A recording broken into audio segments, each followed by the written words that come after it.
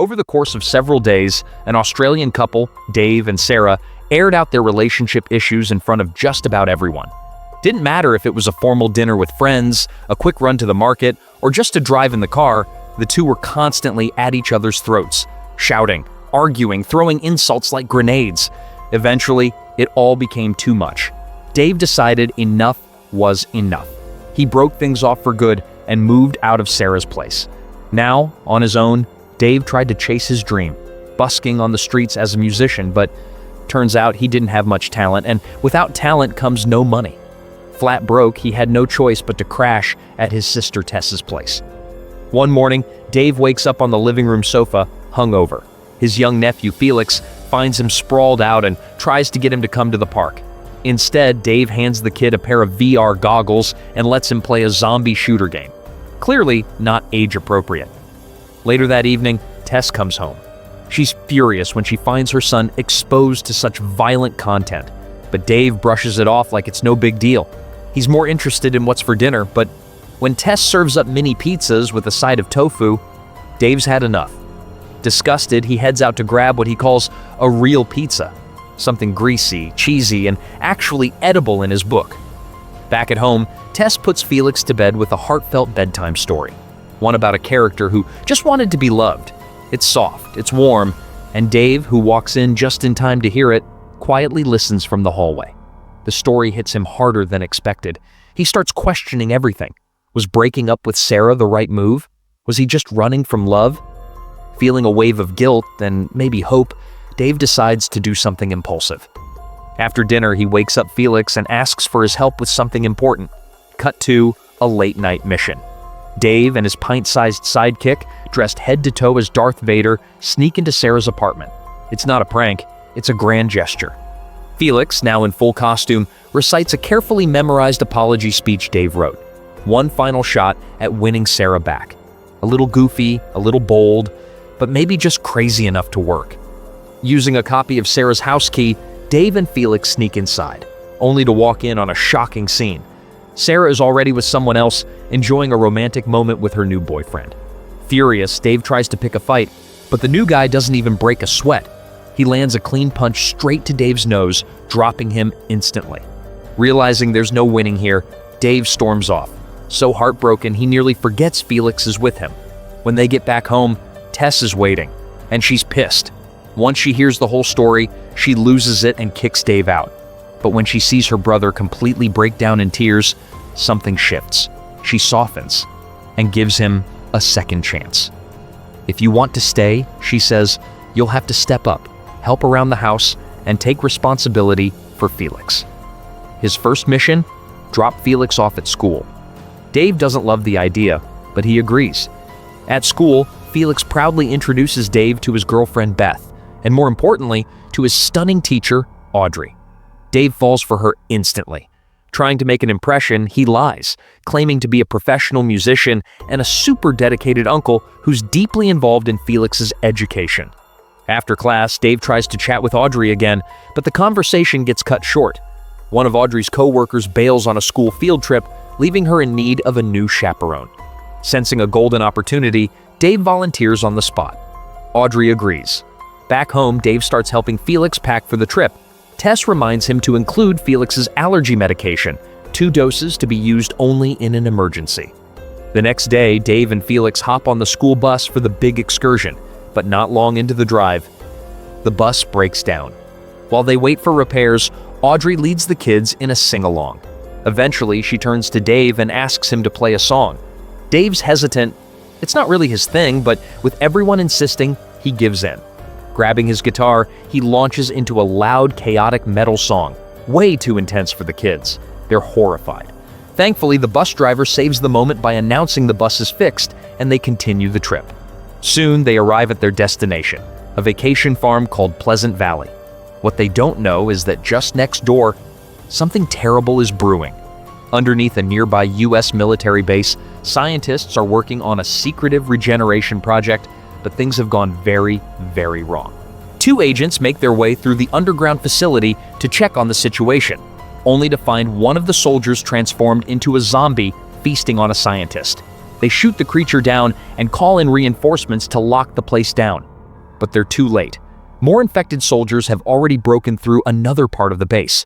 One of the agents stays behind, unaware that the scientist he thought was dead is now reanimated and ready to strike.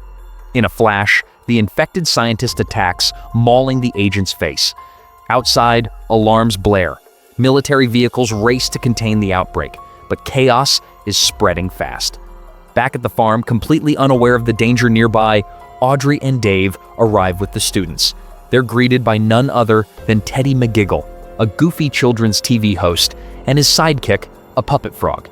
Teddy sees the kids as a great chance to boost his popularity and invites everyone, including Audrey, for a tour of the farm.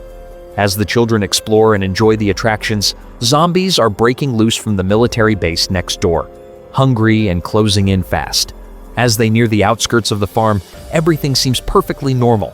A family enjoying a sunny day and a casual game of cricket. But just as they're about to snap a photo, chaos erupts. A zombie soldier climbs over the fence and viciously bites the elderly man on the head. Back at the farm, Audrey, the teacher, calls the kids for a fun tractor ride. Dave, still trying to impress her, jumps at the chance. But then he notices the ring on her finger. She's engaged. Ouch. His mood drops, but he still tags along. During the ride, Dave notices one of the kids teasing Felix about his absent father. Dave, irritated, snaps back at the kid, clearly not the most mature response. Audrey quickly pulls him aside for a serious talk, but before they can resolve anything, the tractor driver spots something strange. A man hunched over, devouring a goat. She steps down to investigate and becomes the zombie's next victim. He lunges and bites into her neck. Audrey rushes to help but freezes when she sees the soldier's half-mangled face. When he starts approaching, she swings a nearby tool at him, accidentally striking him harder than she meant to. Realizing the threat is real, Audrey shouts at Dave to get the kids to safety. Problem is, Dave doesn't know how to drive a tractor. Luckily, Felix steps up and walks him through it. With the kids loaded up, Audrey hops on board, grabbing her ukulele to calm them down. She starts playing cheerful songs, masking the horror that's unfolding around them.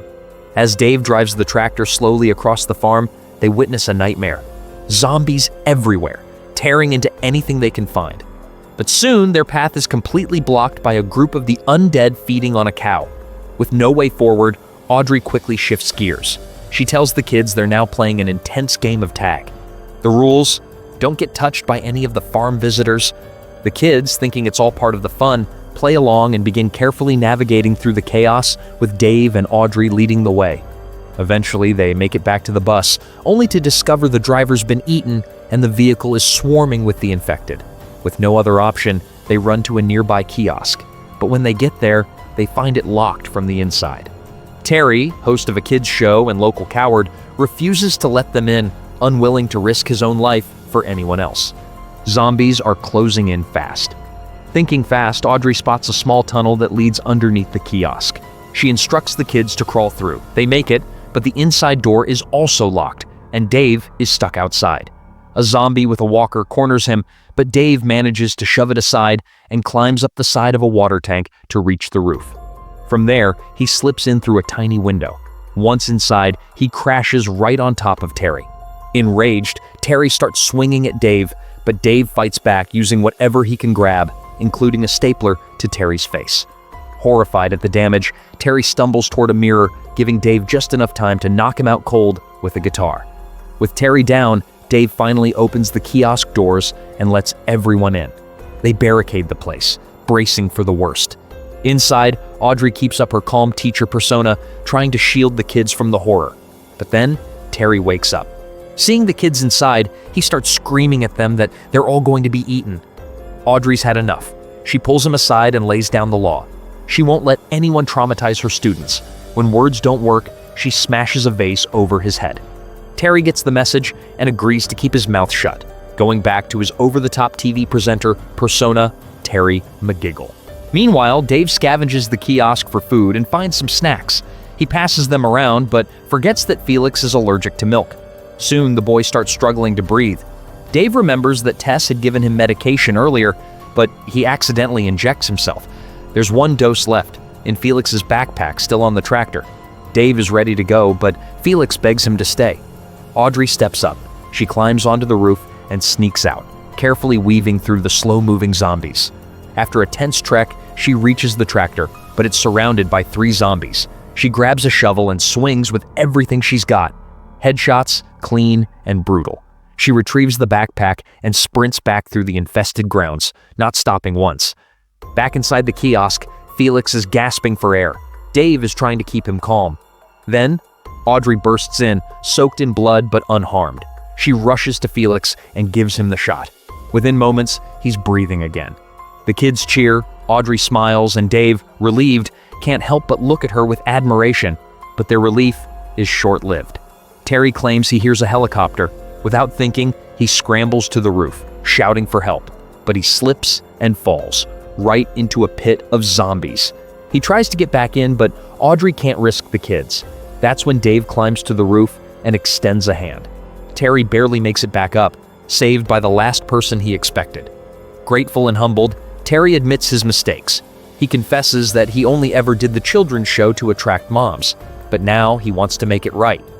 Meanwhile, the military is mobilizing, not to rescue survivors, but to clean up the zombie outbreak and cover up their involvement before the truth gets out. The military had a plan, brutal but effective. They were going to drop a bomb right in the center of the farm to wipe out the infected all at once. And that meant ground zero would be the kiosk, where the children were hiding. Inside, their teacher Audrey was doing everything she could to keep the kids calm.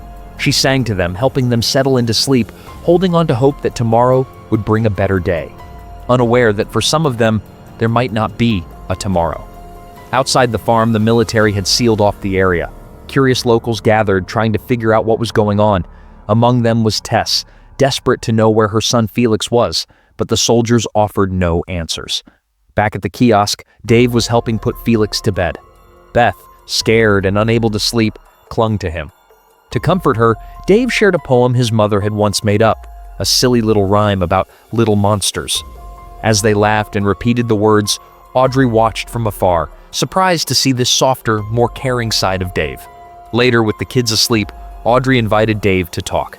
After the day they'd had, they both needed a moment of peace.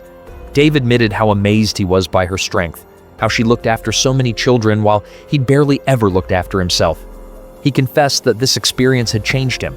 He even opened up about his fear of commitment, how it all stemmed from the trauma of his father abandoning their family.